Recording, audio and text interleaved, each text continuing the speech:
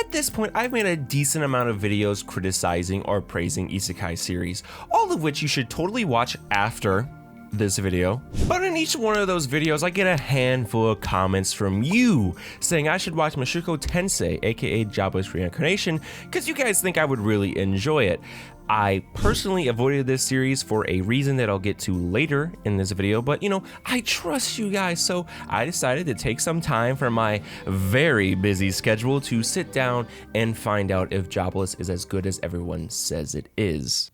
And I'm not gonna lie, when I first started watching this, I was like, how is this any different?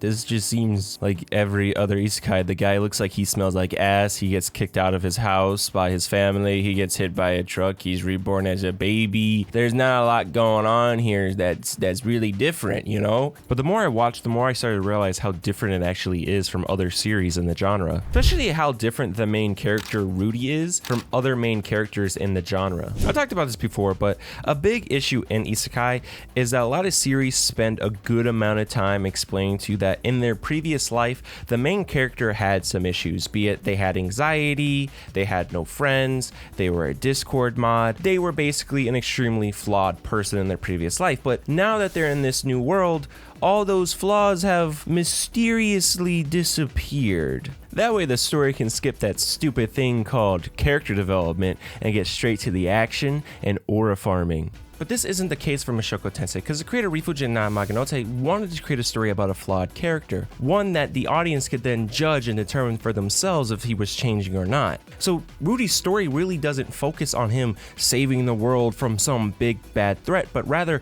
it focuses on the core of Reincarnation Isekai, which is the fact that Rudy is getting a second chance at life. So a lot of the early conflict that Rudy goes through at the beginning of the series is him dealing with his trauma from his previous life and doing stuff outside of his comfort zone, like going outside and touching grass and bathing.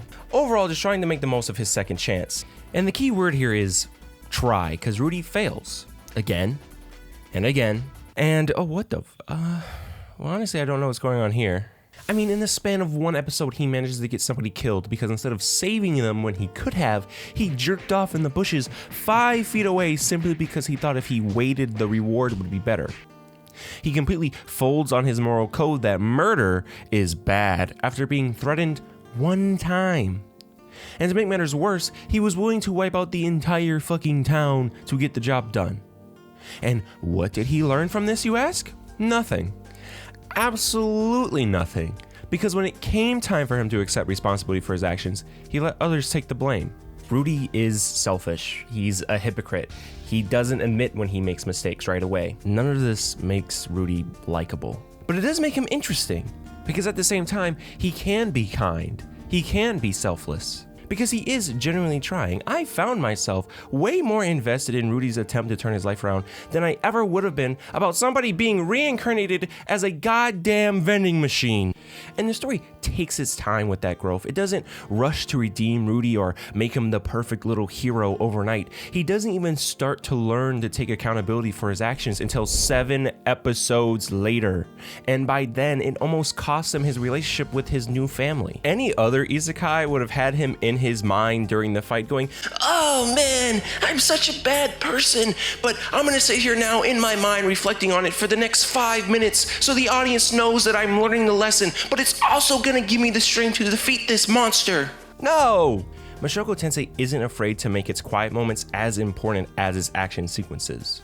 And this slower pace is nice, not just for Rudy's character development, but it also allows the story's world building to shine through. Because when the narrative isn't sprinting to the next big fight or plot twist, it gives the setting, the culture, the magic system, room to breathe and make the world feel alive.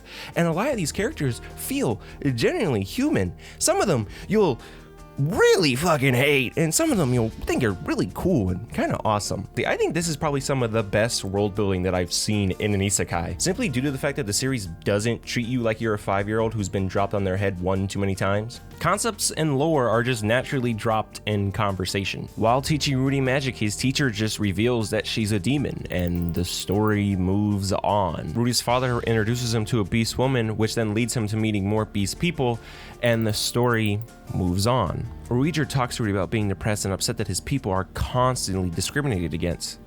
and the story moves on. At no point during any of these scenes is there exposition explaining to you the what, the why, and the how. As Rudy learns things about this world, we learn things about this world. And yes, eventually we do learn about these people and their backstories and their history. But when Rudy needs to, or when Rudy wants to. And that's another nice thing. This world doesn't feel like it revolves around Rudy. Rudy is the main character, sure, but for his story, events are happening in the world that either don't affect Rudy but kind of start to bleed into his life, or there are events in the world that affect everybody in it, including Rudy. Only do occasionally do some things only affect just Rudy. And oh my god, this series fixes the mana system. I despise mana systems. I hate it in anime when they go, I've run out of mana and I can't do anything anymore, so I'm just gonna stand over here now because I'm useless. I hate that. There's no consequence to it. It just makes fights really uninteresting and boring sometimes when magic is being used. And oh my god, but did they fix it? Because guess what happens when you run out of mana in this world? You pass out. Why has nobody else thought of this before? Why aren't we using this more? Use this. This is so much better. But also, the magic is also just really well thought out of. And at first, I thought it was going to be very basic because it was like, oh, there's only 3 types. You got attack, you got summoning, you got healing. And I was like, oh, that's kind of boring. You know, magic should just be magic. You should be able to do a lot of stuff with it. Why limit it? But there actually is a lot of depth with it. It's almost like math because to make, say, smoke, you have to combine a water spell with a fire spell at the same time. And I actually found that really interesting. I'm like, okay, so at least there's some thought behind it. But now I have to address the gigantic elephant in the room here and the reason why I haven't watched the series until now. This show is really perverted. Now, I haven't been living underneath a rock this entire time. I knew about this series. I've seen clips, I've seen the online discussion, and neither really painted this series in a good light. Rather, painting it more in a goon light. Besides you guys asking me to make a video on Mushoku Tensei, I've had a buddy for years begging me to watch this show, telling me that it's not that bad, and oh, it's that bad. Because so many people in the first couple episodes are just extremely horny. Like, really, really horny. As an anime veteran, I was able to get past this with no issue. You see this stuff all the time. What I couldn't get past was all the shit that Rudy gets up to in this show. Because in his past life, man, Rudy must have been a really big fan of Diddy and R. Kelly. Rudy's attraction to the younger girls in this series is fucking disgusting. And I realize I don't need to say that. It's not the unpopular opinion. But the thing that has bothered me all these years is how some people react to people like me for not watching the series for this reason. Some people will take it as a personal attack and say that people are a tourist and that they can't understand the complexities of this anime because he wants to diddle young girls. And it's like, no. I understand that he's a flawed character. I understand that he realizes that he's a shitty person and that he's going to go through some character growth. But you also have to understand that we do live in a day and age where a lot of people in the anime and manga industry are being exposed for being pedos and predators and being arrested. So you see a series like this really without the context and you go, yeah, I should probably just avoid that one.